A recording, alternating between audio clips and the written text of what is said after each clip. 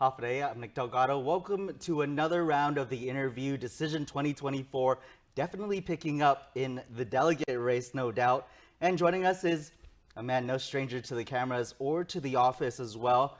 Former Congressman Mike San Nicolas. Hafide, Congressman. Hi, Nick. How are you doing? You're really elevating the bar there. So good to see you in our studios, first of all. Thank you. Thank you for having It's me. been quite the journey along your political office, from working in banking to being a senator for Guam, and then working in Congress, and then making a run for Adelup. Yes.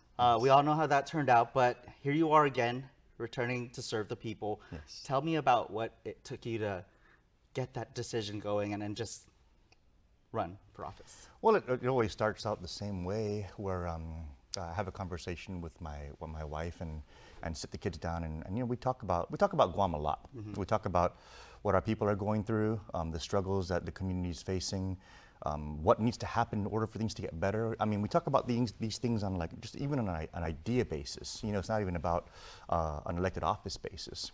And then as we have these conversations, we kind of always come back to how the island just needs us to be able to have folks out there come out and work on making these positive things happen for our community. Mm-hmm. And over the course of those conversations with my wife and my kids, Kathy, Caleb, KK, mm-hmm.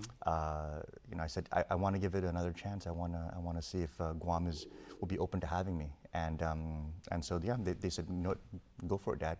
This is something that Guam needs to have happen, and they fully support that. So that's how. And that has always been ever since I ran for every office. Yeah. And when you had that discussion on running for office again after the run for Adelup and now a return to DC, how did you weigh that out? Well, a lot of people are right. They say, why did you leave DC and run for governor, and now you want to go back to DC again? And I just kind of help to remind folks, and I say we've always gone politically where we are needed. And when we made the decision to run for Adelup at the time, we already brought in massive amounts of resources into the island, fixing EITC, fixing Medicaid, hundreds of millions of dollars in revenue improvement. Mm-hmm. And so on the Adelup front, we said we really should run for that office and make sure these resources are coming in and being deployed in a way that's going to actually make improvements happen for our people, invest those monies rather than cause them to eventually get washed out into an ever-increasing budget that doesn't actually resolve long-standing issues. And so we wanted to make all those changes happen. Put ourselves out there for the people, and the people sent us a very clear message, and they said that's not a job that we want to give to you or we want you to have. And so, in respect out of that, it's like, okay, well, you know what? We still want to serve. We still have a passion for it. We know there's a lot of good things that we can continue doing.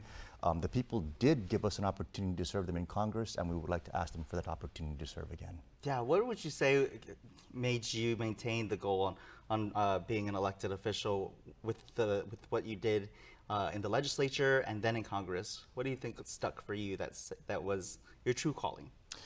It's all about the outcomes. Politics can really become a merry-go-round if you're always focusing on, just trying to almost bring attention to things or create attention and awareness, but not necessarily deliver on outcomes and improvements. And for us, that's always what's kind of set us apart, was a driving towards those outcomes, a driving towards those improvements. And as we were able to achieve those and continue achieving them, we know that that's what Guam needs. That's a prescription for Guam to get better. And we delivered on that, and we want to continue working in that way and delivering in that way. Yeah. I want to talk to you more about your platform in a moment, but first off, Mike, Congressman San Nicolas, I know it's just... Mike's I know. great, yeah. So tell me about, was there any one point where you were speaking with your wife and with your kids about the decision to run, where you just had to really consider if this was the office that you wanted to go to? I mean, why not run for senator again, right? Mm-hmm. There's all these options out there. Well, it's not so much which office as it is is this something that we want to continue doing, especially because it got really nasty, it got really ugly. And my family and I, we're not built that way. We don't engage like that. So having to be on the receiving end of that, I think the biggest question we had to ask was, are we going to be okay having to go through all that again? Mm-hmm. And sometimes when you're really trying to do good things, and you're really trying to help people in a community that needs it, sometimes it's going to get very difficult. And they say, right, that the challenges you face will be proportionate to the difference you can make, especially in a world of good versus evil. So we just really had to ask ourselves: is this something that we're willing to continue enduring to make good things happen for Guam? And yes, I'm so blessed to have a family that's supportive of that. That's great. Yeah. So it's always so great to have that strong home front as well. Well, we want to hear more about your platform in a moment. We're going to take a quick break and get to that in just a moment. Stay here. More on the interview when we return.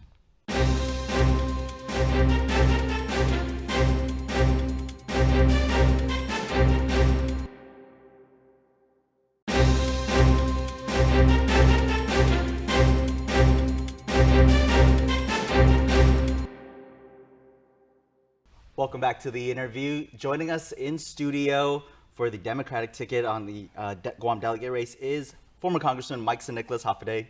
Hafaday, Nick. So we've known what you've done. Well, first of all, I want you to talk a little bit about what you've done when you were in this office.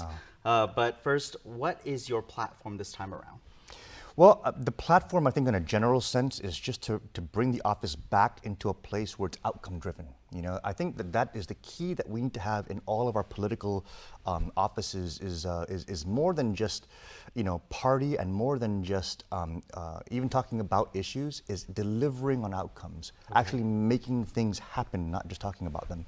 So that's in the general sense. But on the focus part, we want to do several things. We want to make sure that SSI continues to gain the traction that it needs to have. That's something that I'm just very passionate about with my deeply personal experiences having a child with a disability. I think that SSI, I think that there's certain windows right now that should be taken advantage of. We've been communicating even in our own private citizen capacity with the federal government in advocating to try and move that issue forward congressionally and with the administration.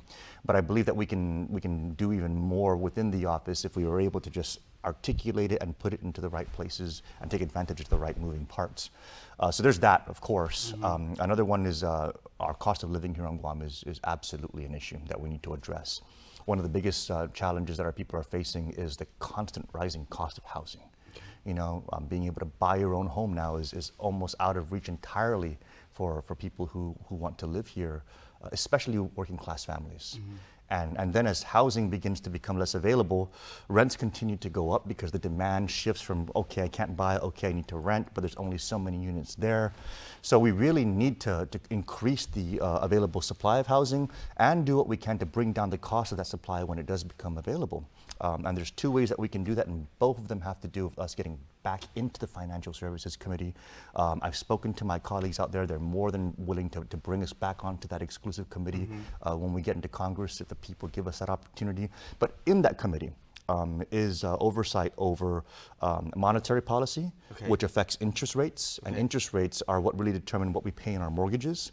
So if we can go in there and influence the monetary supply side, then we'll be able to bring down those interest rates and make housing more affordable, not just on Guam, but throughout the nation. So this is a way to elevate Guam's challenges to the national level and make it a national conversation, and then provide national solutions. And those things would just have a multiple ripple effect for Guam, for us to be able to engage on such an important national issue, and then being the leader in solving that problem. So that's one area I think that we need to really go in there and focus on, is on the monetary policy issues. And trying to, I think the key that we can do it in is by engaging the Federal Reserve and getting them to add to their mandates. They have two mandates, which is low unemployment and price stability, low inflation. But if we can add to their mandate through the Financial Services Committee, housing price stability, or a greater parity between interest rates and mortgage rates, and make that be a requirement that they have under law, then we can drive mortgage rates down as a policy position of the Federal Reserve. I think we can do that. The second thing that we can do through financial services for housing is they have oversight over housing and urban development. And we can go through that and make sure that the right programs are getting funded so that we can bring more affordable housing online here on Guam. One of the big areas that I noticed during the pandemic that receives a lot of funding on a set-aside basis that we're not getting here is getting funding for our native population here on Guam. And we tried to do that when we were in Congress, and it ran into challenges locally. I've been talking to local leaders here to try and make those challenges be better understood, because we had a window to be able to get native contracting 8A, super 8A status for our native contractors here on Guam. So you know how you have these native contractors here for the Hawaiian companies, the Alaskan companies, they get priority on these federal contracts, while our own native contractors don't get that. So we wanted to bring that conversation back onto the table. It hasn't gone anywhere since we've moved it while we were in office. We want to get it going again. But by opening that native window and getting the native contracting recognition, that will then open the door for us to also be able to start pursuing native recognition for housing programs. And there's millions and millions of dollars for native housing. That'll help us open the door to get native recognition for education programs, millions for education. Open the door for healthcare, millions for native healthcare. And that'll provide a different resource for us to be able to tap into federally that can help to relieve pressure on the general system by having more native resources being put into the community here on Guam to address that on a native basis, helping the greater system have less pressure from that particular segment of the community, and then bringing down housing prices, putting more money into education, putting more money into healthcare. Those are things we can do, and I really want to continue moving those items forward. So those are just two issues. I can keep going. But I know we have a lot more to talk about, so I don't want to just monopolize the conversation. You really do. No, you're doing well. The question was, what's your platform? And so you're building it, and thank you for sharing that. Sure. No doubt it's not getting any cheaper to live here. Yeah, it's not. So that's a route that would be favorable to everyone, not just here, like you said, across the nation as well. So I want to talk a little bit more about your plans with your run for Congress in a moment, but we'll take another break. Sure. Right? We'll be back with more interview in just a moment.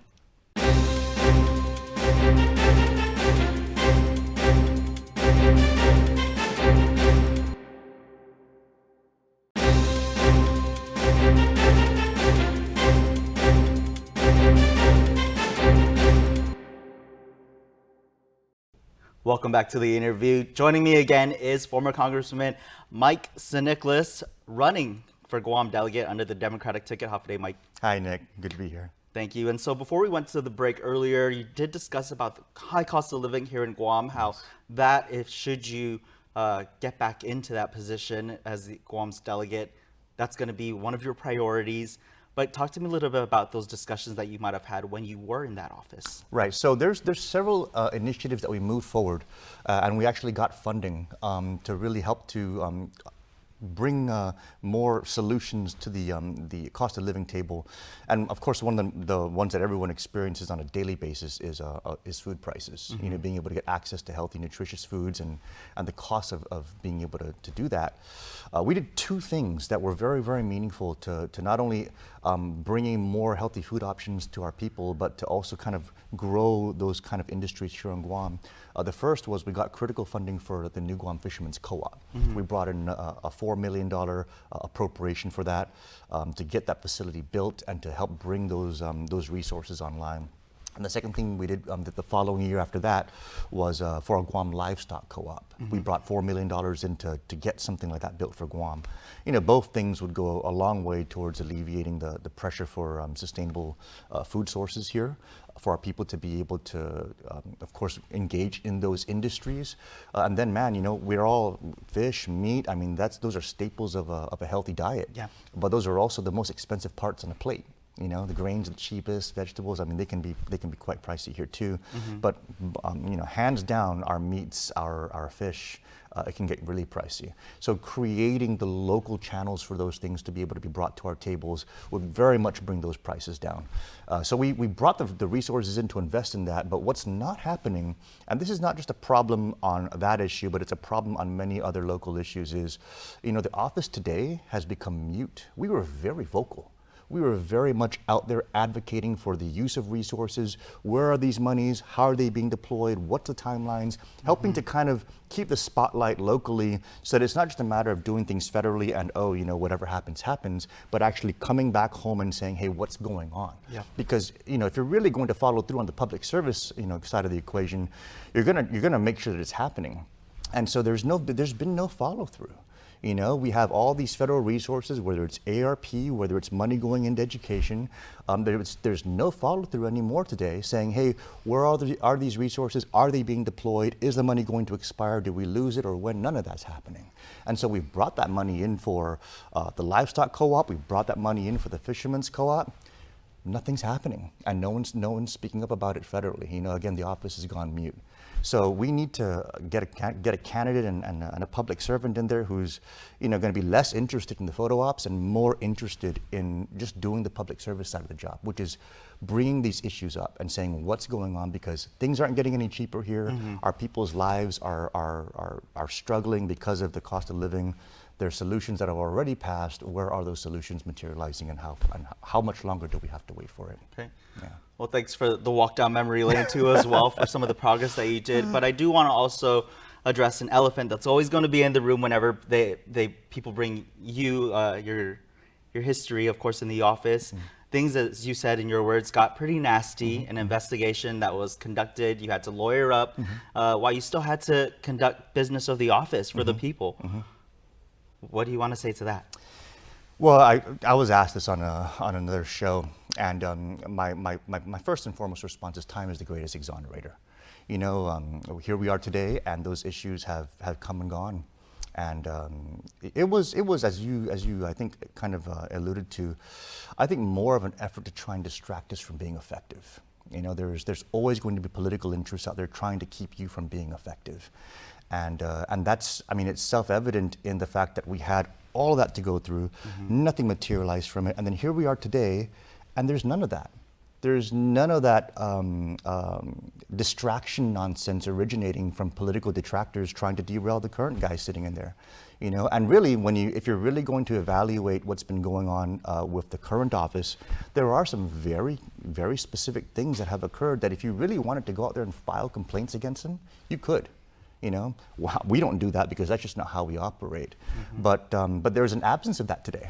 You know, because again, we've returned back to this almost hush-hush political environment where advocacy for the people is taking a back seat in order for there to be a political playing field that puts things, you know, that hides things rather than tries to bring things to light.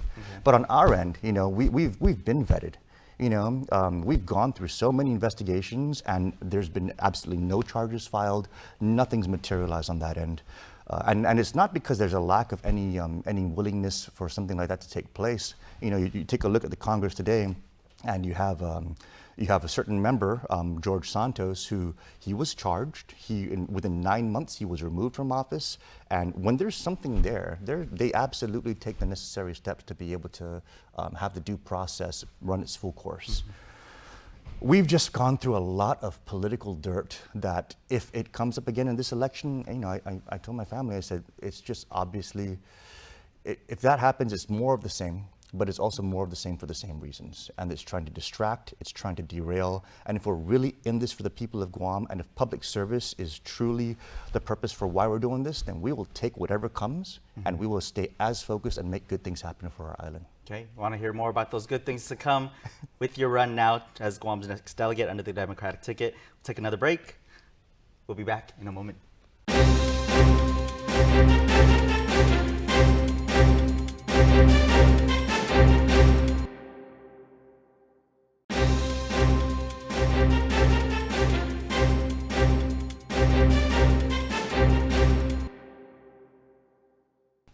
Welcome back to the interview. All right, let's wrap up this interview now with former Congressman Mike San Nicolas, who's on the Democratic ticket this election season. Half a day? Half a day, Nick. So you spoke a little bit about your platform. You addressed, of course, your history in office, both good and bad. It just comes with being an elected official, being a political figure, and a public figure, no doubt.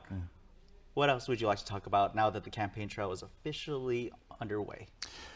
I really believe that you know, every election is an opportunity for our people to come out and set a tone for what they want our island to become. You know, how they want things to improve, or whether or not they're going to improve in any meaningful way.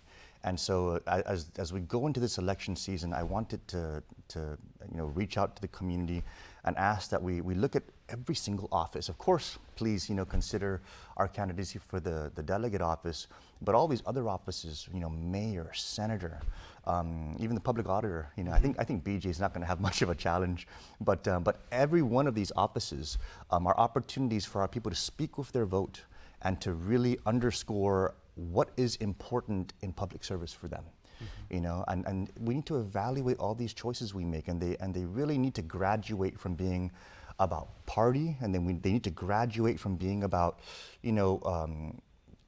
who's doing me even personal favors, and they need to be elevated to a place where who are the candidates that conduct themselves when in office and conduct themselves in the work that they do. Who are the ones who are really going to drive change and improvement here in our community? And I've learned that over time. I've kind of been doing this for a little while now. And one of the things that you come away with being in public office for a while is, Steny Hoyer, the majority leader back in the Congress, put it best when I had a conversation with him. He said, there's two kinds of horses. There's show horses and there's workhorses. And you always need to ask yourself and constantly gut check yourself, which one are you? And so, in our public service arena, we have the same choices. And I really would just like to implore our people, we need to pick more workhorses. We need to drive things. We need to drive things into the outcome phase and beyond just the discussion phase or even the headline phase and the political phase. So I mean that's the first thing that I think in this election I would like to just kind of bring up and put into the hearts and minds of our people is let's go and let's vote for that kind of public service. We need that here on Guam. And you kind of brought up the question within your response there. Why is public office so important to you? It's an opportunity to make things better. It's a way to really be impactful in people's lives. We were so blessed to be able to do that when we were in office with during the pandemic with PUA and with rental assistance and with child care assistance and the stimulus and all those things that were so needed during that time. We made so many improvements in people's lives by making sure the EITC and the Medicaid problems were finally resolved. We got COFA Medicaid for our migrant community. We were able to push through the fisherman's co-op item, the livestock co-op item. We've just gotten so many things done that benefited the lives of our people in such a short time. One of the things that we took away from the conversation was this idea that you need 1,000,000 years to be able to make good things happen for our people. No, you don't. You just need to really put in that $1,000,000 effort and serve each day as if it were your last. And by demystifying the congressional office and really demystifying public service in general, it's not about how long you're in there. It's about what you do when you're there, and making those things happen. Yeah.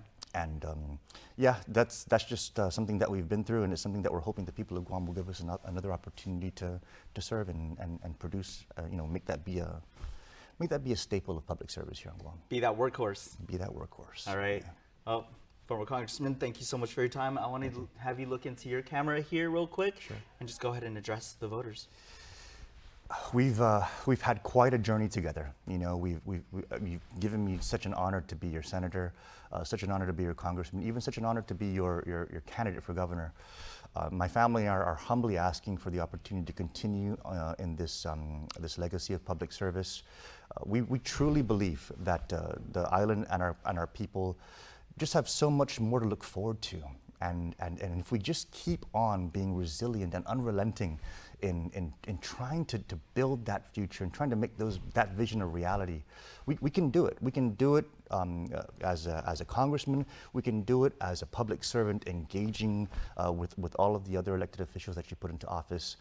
But most importantly, we can do it by working for you, the people of Guam. And if you can give us that opportunity again, my family and I are fully committed to again serving you with everything that we have to offer. So thank you so much, at least for the opportunity to again run for this office and to be one of your choices in this election. And get registered to vote if you haven't already. Primary is coming up real quick on August 3rd. We'll be bringing you all the Decision 2024 coverage here on KUAM. Congressman Mike San Nicolas, thank you so much for your time. Thank you so much, Appreciate it. Mike. And we'll have more candidates, of course, here on the interview. For now, I'm Nick Delgado. Be safe, everyone.